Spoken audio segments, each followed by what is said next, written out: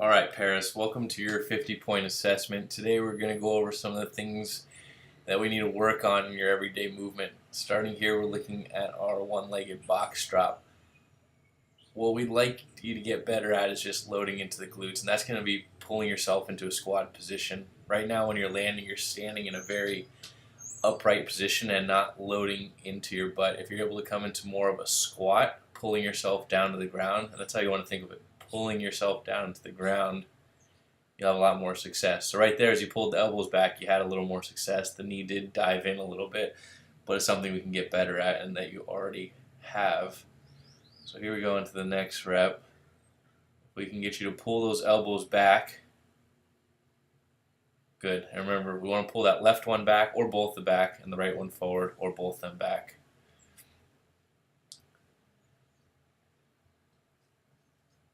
There we go again. So arms are just out wide, creating a little more variable. Something we've gotten a lot better at. Here, your starting position, you're already in a valgus collapse. That knee is pointing towards or across your midline. What we want to do is point over your second toe and never to break that plane. But here you can see that inward direction right there, and that's kind of a Derrick Rose position, which with how he got injured, and we want to avoid. On the side view right here, you never actually hit triple extension. So a triple extension, we're looking for the knee, hip, and angle to create a straight line, and we'll talk about later. But you can see that spline line never really gets to where we want to be. In addition, your final ending position is greater than 145 degrees, meaning that your chest is almost parallel to the floor. We don't want your chest parallel to the floor. We want it to be about 45-degree angle from parallel.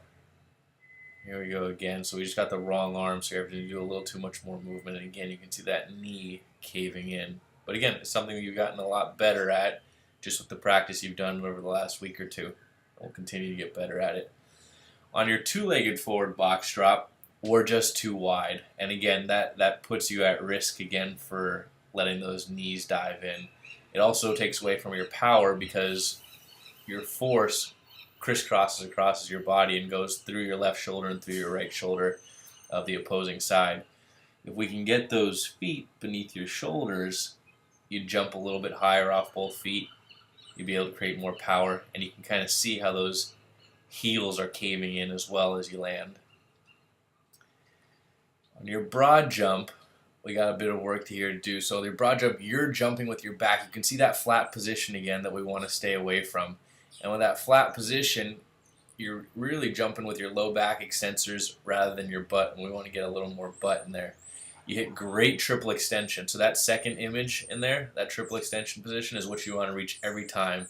And you want to stay in that triple extended position just a little bit longer before that third frame where you're curling under. So you want to be about where your dad's standing before you start pulling your hips back. You're going to pull them at the last moment. That first frame looked good right there, but then you came back to that low back position. We want to make sure that we stay in this position when we're jumping, but your arms are in the wrong direction, so you're not able to get the jump.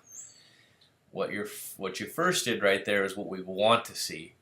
Now as you reset here and actually come into your jump, now you pull your arms back like we're supposed to. Now you're loading those hamstrings and loading those glutes, but you only jump with your back because your butt's too high, and it's just your back extending there. Great triple extension again. Wait a little longer here, and then extend your knees forward. Or flex at the hips at the last second, and you'll get a lot more distance right there.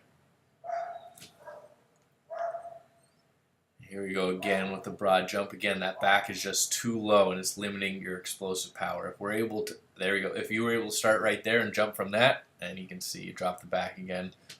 Our goal will be just to keep that chest up a little more.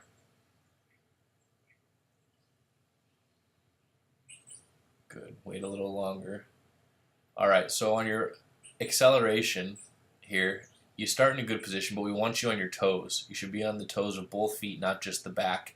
Again, we want you to fall forward from that position so you don't have to reach so far with that leg.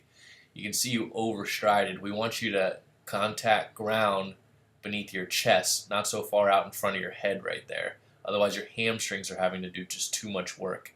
And you can see you never really hit triple extension, what we're looking for. So here, it just kind of, Jared is kind of showing you what the problem is with the running style that you're using right now. With this here, you never are able to hit triple extension even just from a standing position. We want you to bring those hips forward, almost like you have now, but you can bring them forward. You can still see that hump back there. And when he lets you go, we want you to just fall, lift that foot, and let gravity do the rest. You're working 2 times capacity than you actually need to by coming into the drop step or pulling with your hamstrings. So you can see you're a fast kid and you drop back, which is one way to do it, but not the way we want to teach you. We want you to be a little more efficient with your energy running. On the lateral bound here, we'll come back to that. So the falling start, again, we broke at the hips already. We want a flat line right there. Triple extension almost. We got better on that one, but there's still a lot more work to do. There you go, broke again. When you push, that knee, hip, ankle, and head should create a straight line, not a broken line that you see right now. Knee's going to come up. Good. Strike beneath the chest. Good. Good. So running form looks a lot better here, but we need to get that triple extension. So you're utilizing the largest muscle in your body, those glutes right there. Here, let's lateral broad jump. Not bad. We throw the arms. Good loading mechanics in the knee. Good loading on the landing right there. Not bad at all. We're just going to make you more of an explosive athlete. We're going to get you going laterally a lot quicker, a lot faster, a lot further. But not bad. Mechanics here look good. Good.